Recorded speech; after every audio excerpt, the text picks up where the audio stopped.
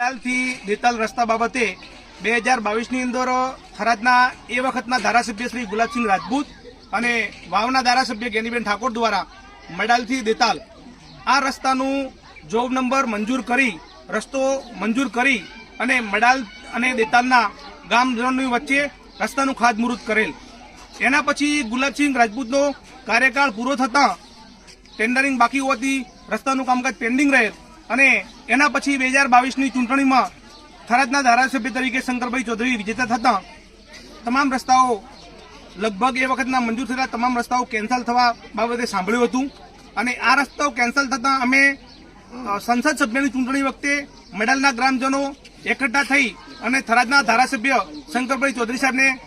મૌખિક અને લેખિત રજૂઆત કરેલ। એ વખતે સાહેબશ્રીએ જણાવેલ કે મડાલથી દેતાલ રસ્તો તમારો હું ધારાસભ્યની ગ્રાન્ટમાંથી તમને પાકો કરી આપવા માટે હું બાંહેધરી આપું છું। આમ થરાદના ધારાસભ્ય શંકરભાઈ ચૌધરીના કાર્યકાળને પણ 3 વર્ષ થવા છતાં હજુ આ રસ્તાનો કોઈ નિર્ણય આવેલ નથી। તો મડાલ અને દેતાલ બંને ગામોના ગ્રામજનોની માગણી છે કે મડાલથી દેતાલ જે રોડ મંજૂર થયેલ હતો એ સમયો કારણોસર કેન્સલ થતાં આ રસ્તાની ગ્રામજનોની માગણી છે કે સત્વરે આ રસ્તો પાકો કરો તો બરોબર છે, નહીં તો આવનાર ચૂંટણીમાં નેતાઓએ આનું પરિણામ ભોગવવા તૈયારી રાખવી પડશે એવી ગ્રામજનોમાં અત્યારે રોષ જોવા મળી રહ્યો છે।